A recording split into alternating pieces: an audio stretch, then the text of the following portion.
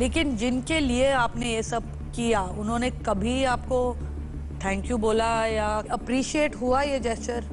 नहीं हुआ।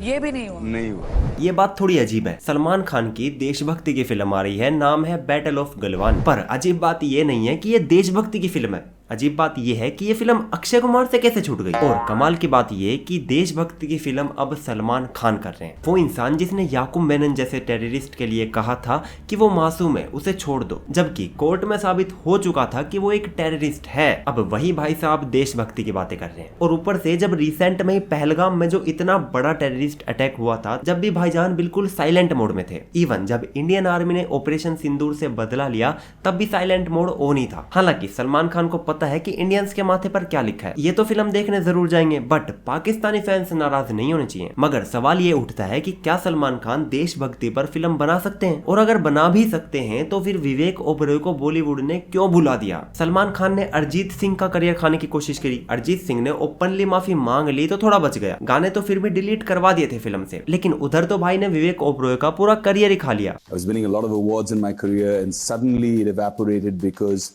a bunch of people who had a lot of power in Bollywood decided you're not going to work here anymore. We'll make sure that that happens. वैसे देखा जाए तो सलमान खान और विवेक ओबरॉय में बहुत अंतर है। सलमान ओपनली कहते हैं कि पाकिस्तानी एक्टर्स को यहाँ पे काम करना चाहिए।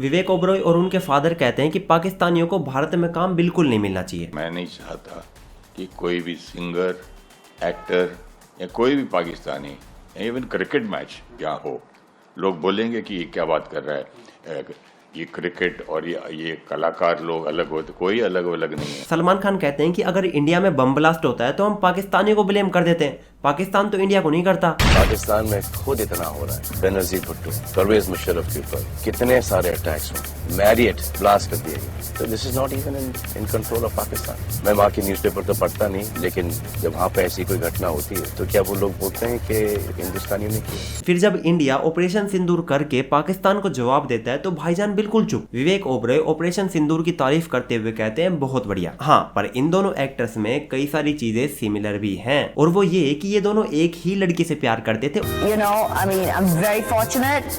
They both choose me. और मिली किसी को भी नहीं। इवन लोग ये भी बोलते हैं कि ये दोनों ही नेपोटिज्म के प्रोडक्ट हैं और एक्टिंग इन दोनों को ही नहीं आई। मैंने अपनी आंखों से देखा है, तूने उन्हें मारा है, ये झूठ बोल रहा है, इसे मारा है, मैंने देखा है। चुप हो जाओ, एक और लगाऊंगा तेरे। तो आज हम बात करेंगे विवेक ओबरॉय और सलमान खान के बारे में, दोनों की कंट्रोवर्सी से लेकर आज तक की जर्नी के बारे में, और लास्ट में जानेंगे कि इन दोनों में से कौन जीता। हम शुरुआत करेंगे सलमान खान ऐश्वर्या राय की डेटिंग शुरू होने से थोड़ा सा पहले से, फिर इन दोनों की डेटिंग लाइफ पे आएंगे, फिर विवेक ओबरॉय इन दोनों की लाइफ में कैसे आया, और फिर विवेक ओबरॉय और सलमान खान की कंट्रोवर्सी पे आएंगे। तो ये बात है उस टाइम की जब सलमान खान और सौमी अली एक दूसरे को डेट कर रहे थे। इवन बात शादी तक पहुंच जाती है और शादी के कार्ड भी छप चुके थे। There was a time that I really wanted to get married and then it just didn't work out, you know. That always comes so close, so close. You know, like Sangeeta's like the cards were printed, yeah. Yeah, that I know. Yeah.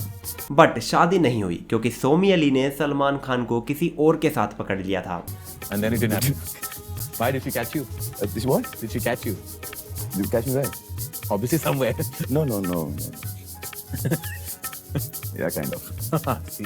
तो वो chapter वहीं close. अब बात करते हैं उस time की जब हम दिल दे चुके सनम की शूटिंग चल रही थी एंड सलमान ऐश्वर्या राय के लिए बिल्कुल पागल हो चुके थे एंड वो ऐश्वर्या राय को लेकर इतने ऑब्सेस्ड थे कि वो उस फिल्म की एंडिंग को चेंज करवाना चाहते थे कि फिल्म की एंडिंग में ऐश्वर्या राय उन्हें मिले। इवन उस फिल्म के एक गाने की शूटिंग के दौरान भंसाली ने ऐश्वर्या राय को छू लिया था, जिसके ऊपर सलमान खान की भंसाली के साथ कुछ कहासुनी भी हो गई थी। सब लोग इन दोनों की रिलेशनशिप के बारे में ही बात कर रहे थे। फिर एक दिन सलमान खान रात को 2 बजे ऐश्वर्या राय के घर जाते हैं और उनका दरवाजा खटखटाते हैं और रात को 2 बजे से सुबह 6 बजे तक खटखटाते ही रहते हैं एंड ऐश्वर्या दरवाजा नहीं खोलती एंड उसका कारण ये था, मतलब बताया तो यही गया कि ऐश के पेरेंट्स सलमान से नाराज थे। फिर कुछ दिन बाद ऐश्वर्या एक अवार्ड शो में बिल्कुल से सिंपल कपड़ों में अवार्ड लेने पहुंचती है। उन्हें हम दिल दे चुके सनम मूवी के लिए अवार्ड मिल रहा था। ऐश्वर्या की आंखें सूजी पड़ी थी और उनके हाथ में फ्रैक्चर था। उसका कारण बताते हुए ऐश्वर्या कहती हैं कि वो सीढ़ियों से गिर गई थी।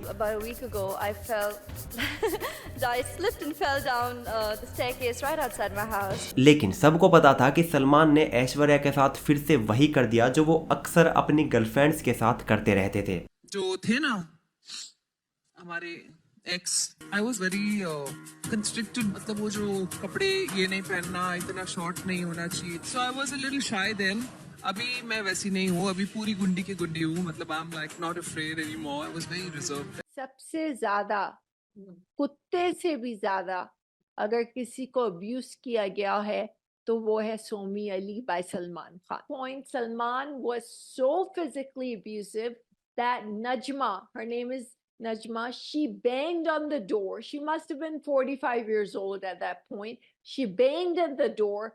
Salman opened the door and she said, भाई आप मुझको मारो, इस बच्ची को छोड़ो। और इसके कुछ टाइम बाद ये खबर आती है कि इन दोनों का ब्रेकअप हो चुका है। इसके दो कारण बताए गए। पहला ऐश्वर्या वाला, जो सबको पता था कि सलमान खान को एंगर इशू थे और वो ऐश्वर्या को मारते भी थे। और दूसरा रीजन बताया सोहेल खान ने, जो था सलमान खान के साइड वाला। उनका कहना था कि सलमान ऐश्वर्या से बहुत प्यार करते थे, पर ऐश्वर्या सलमान को श्योरिटी नहीं देती थी कि वो भी उनके लिए उतनी ही सीरियस है। और एक टाइम पर ऐश्वर्या सलमान और विवेक इन दोनों के साथ इन्वॉल्व थी, इसलिए सलमान खान उनसे नाराज थे। सोहेल खान ने दिया एक इंटरव्यू जिसमें उन्होंने कहा, now she weeps in public when she was going around with him when she used to visit our home so often like part of the family, did she ever acknowledge the relationship? The actor added she never did. That made Salman feel insecure. He wanted to know how much she wanted him. She would never let him be sure of that. Aishwarya was in constant touch with Salman Khan till recently on the mobile. That's what upset Vivek. Even Salman Khan और शाहरुख खान की दुश्मनी भी इसी वक्त हुई थी, जब शाहरुख और ऐश्वर्या अपनी एक फिल्म की शूटिंग कर रहे थे। इसमें सलमान खान गाड़ी लेके घुस गए और उस फिल्म का सेट ही उड़ा दिया। तब इन दोनों के बीच में कुछ कहासुनी हुई, जिसने एक दुश्मनी का रूप ले लिया जो कई सालों तक चली। शाहरुख और सलमान खान ने एक दूसरे को गले लगा लिया। ये खबर जिसके कानों में पड़ी उसे पहली बार में तो भरोसा ही नहीं हुआ, लेकिन खबर पर मुहर लगाती ये तस्वीरें जब गवाही देने सामने आ गई तो हर कोई हैरान था। ये क्या हुआ, कैसे हुआ, कब हुआ?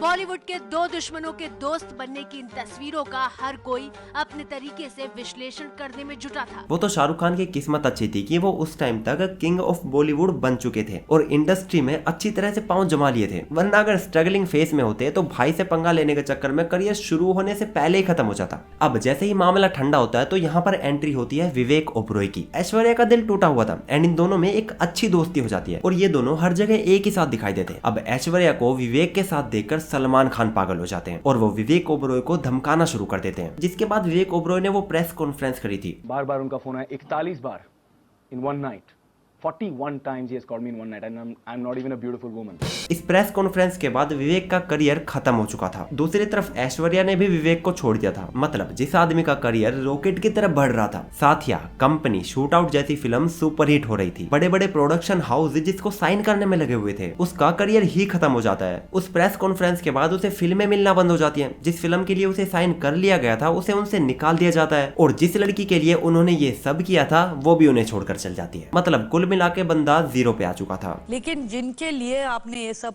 किया, उन्होंने कभी आपको थैंक यू बोला या अप्रिशिएट हुआ? ये जेस्चर नहीं हुआ। ये भी नहीं हुआ? नहीं हुआ, नहीं हुआ। क्या मतलब? नहीं हुआ। बाद में उल्टा ये हो गया था कि भाई तुम बड़े इमेच्योर। लेकिन इतने सब ड्रामे के बाद, इतनी सब कहानी बताने के बाद एक्चुअल विनर कौन है लाइफ में, अब उसके बारे में बात करेंगे कि अब इन तीनों की लाइफ कैसी चल रही है। सलमान खान की इसी टाइम के आसपास आती है तेरे नाम एंड हम सब जानते हैं कि सलमान खान की ये मूवी कितनी बड़ी सक्सेसफुल हुई थी। तो भाई तो बन जाते हैं एकदम कल्ट। लेकिन इसी बीच सलमान पर लोगों पर गाड़ी चलाने वाला केस लग गया। हिरण को मारने वाला केस तो पहले से ही चल रहा था। इसके बाद सलमान की 10 फिल्में लगातार फ्लॉप हो जाती हैं। अब बेशक सलमान का डाउन फेस चल रहा था, लेकिन सलमान को कॉल आउट करना इतना इजी नहीं था, क्योंकि सलमान के साथ अंडरवर्ल्ड का हाथ था। अचानक से वांटेड आती है और सलमान खान वापस से एक सुपरस्टार बन जाते हैं एंड यहीं से उनकी एक मेगा स्टार बनने वाली जर्नी स्टार्ट होती है। अब सलमान खान का मतलब था एक ब्लॉकबस्टर मूवी एंड देखते ही देखते वो इंडिया के 3rd रिचेस्ट एक्टर बन जाते हैं विद 2900 करोड़। लेकिन नंबर 1 और नंबर 3rd में 4500 करोड़ का फासला था। शाहरुख खान इंडिया के रिचेस्ट एक्टर हैं with 7300 crore net worth and second number पे आते हैं ऋतिक रोशन विद 3100 करोड़। एंड अगर ये जानना चाहते हो कि ऋतिक रोशन इतने रिच कैसे बने, तो ये वाली वीडियो देख लेना, तुम्हें अच्छे से क्लियर हो जाएगा। बात करें ऐश्वर्या राय की, तो उनका पति बॉलीवुड में फ्लॉप हो चुका है। इवन आए दिनों उनकी डिवोर्स की खबरें भी आती रहती हैं, लेकिन ऐसा लग रहा है कि सब कुछ ठीक चल रहा है। लेकिन जिसकी सास जया बच्चन जैसी हो, उसका जीवन क्या ही सुखी हो सकता है।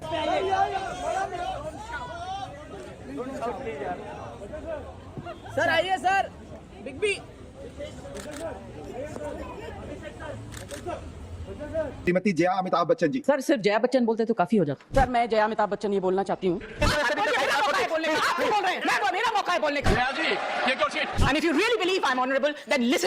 कई बार तो ऐसा लगता है कि बॉलीवुड में आना ही उनके लिए एक श्राप बन गया है। सलमान खान से पीछा छूटा तो जया बच्चन के साथ फंस गई। खैर विवेक ओबरॉय पे आए तो ये आदमी बिल्कुल खत्म हो चुका था। कोई काम नहीं मिल रहा था, ग्रैंड मस्ती जैसी सी ग्रेड फिल्में कर रहे थे, हर तरफ इनका मजाक बन रहा था, नेगेटिविटी से पूरी तरह घिर चुके थे। इतने प्रतिशत भारतीयों ने किसी जोड़ी को देखकर ये सोचा कि इस लल्लू को ये लड़की कैसे मिल गई। Salman, you also felt like this.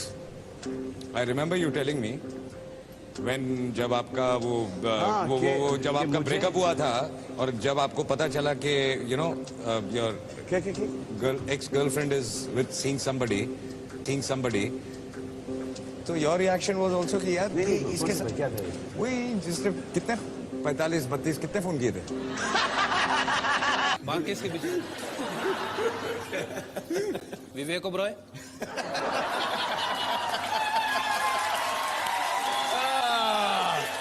Vivek Oberoi, छोड़िए उनको, उनकी जिंदगी उनको जीने दें आराम से। मैं तो खामा छोटी हो जाएगी। इवन विवेक ओबरॉय सलमान खान को सबके सामने स्टेज पर सॉरी भी बोलते हैं।